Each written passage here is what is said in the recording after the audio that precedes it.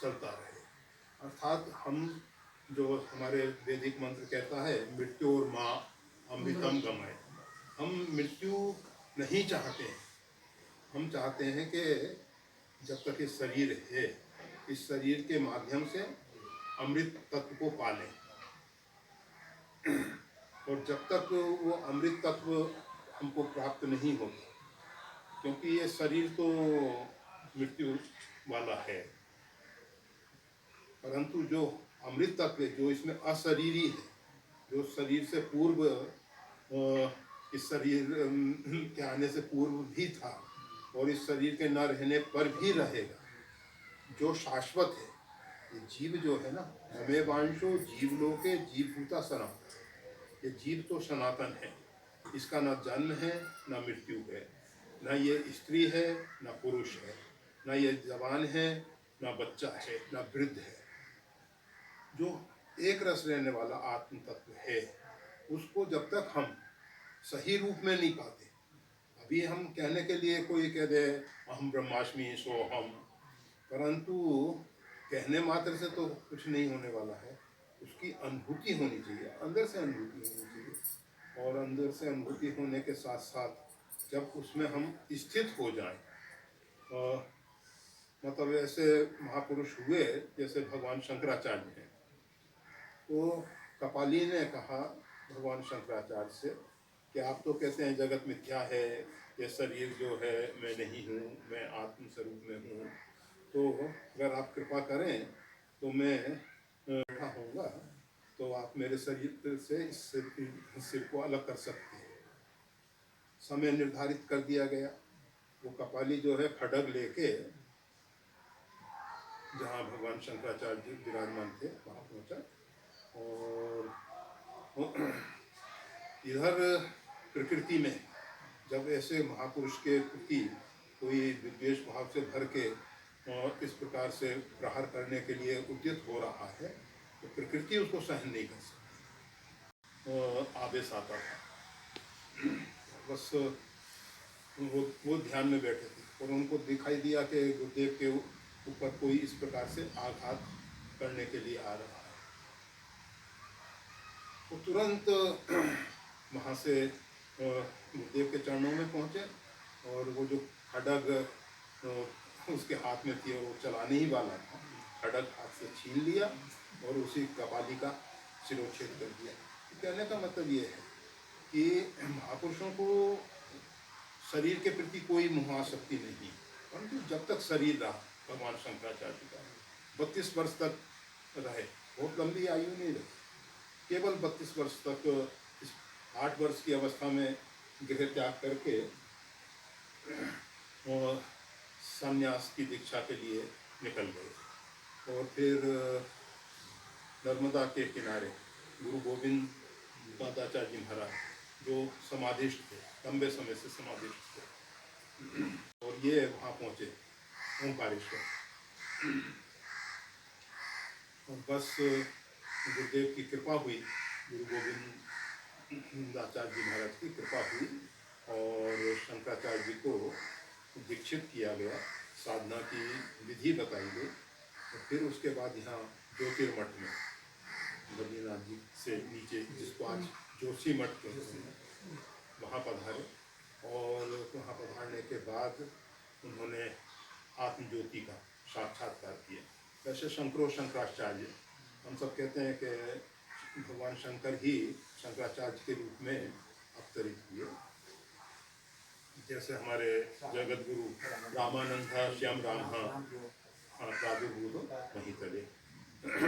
तो इसी प्रकार से भगवान शंकर जो हैं शंकराचार्य के रूप में आए, और फिर भी लोक संग्रह के लिए, कि लोगों को प्रेरणा मिले कि बिना गुरु के कल्याण नहीं होता, इसलिए गुरु गोविंदाचार्य जी महाराज को गुरु रूप में स्वीकार किया, और फिर साधना के बिना नहीं, तो साधना के लिए यहाँ जोशीमठ, जिसको प्राचीन नाम था ज्योतिर्मठ, परंतु वह भ्रंश होता है जोशीमठ, आत्मज्योति का साक्षात्कार किया। और फिर उस आत्मज्योति का साक्षात्कार करने के बाद पूरे, जहाँ तक उस समय तो मोटर मार्ग नहीं थे, और पैदल मार्ग थे, और उन्होंने पद यात्रा करते हुए अधिक से अधिक, हम तो पूरा भारत तो नहीं कह पाएंगे क्योंकि भारत बहुत विस्तार वाला है, और आप क्या उत्तराखंड के एक एक जिले में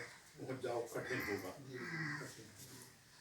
ठीक है, जो और अभी लगभग हमारे विचार से 890 से आसपास जिले हैं पूरे भारत में, तो फिर कितने ग्राम होंगे, कितने और भी छोटे कस्बे होंगे,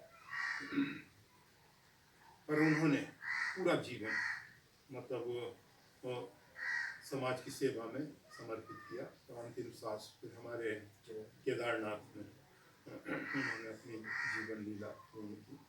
तो कहने का मतलब ये था कि शरीर के रहते हुए हमको एक बार उस आत्मज्योति का साक्षात्कार करना है। हम सोहम कहने से पहले हम को अहम, मैं कौन हूँ, पहले अपने आप को पहचान लें हमारा स्वरूप क्या है, और अपने स्वरूप को पहचानने के बाद फिर जब समझ में आए कि सार्वभौम अस्तित्व जो है परमात्मा का ही आदि भौतिक स्वरूप है, इस पूरा जितना विश्व ब्रह्मांड दिखाई दे रहे हैं, कि पृथ्वी की हम बात नहीं कर रहे हैं, जो पूरा विश्व ब्रह्मांड है, एक ब्रह्मांड ने रोम रोम प्रति लागे कोटि कोटि ब्रह्मांड, उस परमात्मा के रोम रोम में करोड़ों ब्रह्मांड लगे हुए हैं। तो वो जो अनंत ब्रह्मांड का जो मालिक है वो तो अपने आप में मान बुद्धि वाणी से परे है, परंतु उसका ये आदि भौतिक स्वरूप हम देख रहे हैं कि पृथ्वी इत्यादि पे, और फिर ये हम और आप सब। तो ये जो उस परमात्मा का आदि भौतिक स्वरूप है, इस स्वरूप में हम भी एक अंग हैं, एक, और शरीर का प्रत्येक अंग जो है, जैसे हाथ है, पैर है, नेत्र है, नासिका है, जो भी अंग है शरीर के, वो शरीर की सेवा में समर्पित है। अगर वो शरीर की सेवा नहीं करते तो रुग्ण हो जाते हैं। किसी भी शरीर के अंग को आप लंबे समय तक निष्क्रिय रखें तो वो निश्चित है रुग्ण हो ही जाने वाला है। हमारे यहाँ गीता में भगवान ने एक बहुत महत्वपूर्ण सूत्र दिया है, युक्ताहार विहारस्य।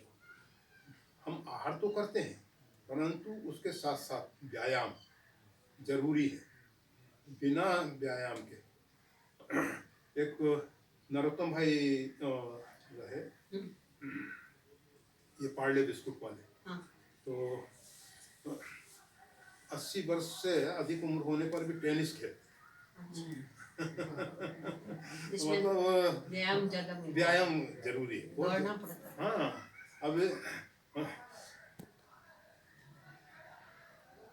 हमारे मतलब रामानंदी संतों में आचार्य श्री 250 वर्ष के लगभग, कबीर साहब 180 वर्ष तक रहे। कबीर साहब इस भूमंडल पे 180 वर्ष रहे, और गोस्वामी तुलसीदास जी वो भी 126 वर्ष रहे। मतलब बहुत दीर्घ आयु में हैं, और स्वस्थ जीवन जिए हैं। गोस्वामी तुलसीदास जी ने रामचरितमानस की जो रचना की है, उस समय उनकी उम्र 80 वर्ष थी। गीता में जो भगवान श्री कृष्ण अर्जुन को उपदेश दे रहे हैं, उस समय भगवान 80 वर्ष के थे, अर्जुन 60 वर्ष का। ये जो महाभारत हुआ है, उससे पहले 12-13 वर्ष अज्ञातवास, उससे पहले कितना लंबा अंतराल है। तो गीता का उपदेश जिस समय भगवान से उस समय 80 वर्ष के थे, और 80 वर्ष का बुढ़ा रथ का सारथी बन के रथ को संचालित कर रहा है, घोड़ों की भी सेवा कर लेते हैं। मतलब ये अपना इतिहास है, भारतीय इतिहास है। हाँ, कि इतने उम्र होने पर भी कर्म से अलग नहीं आते,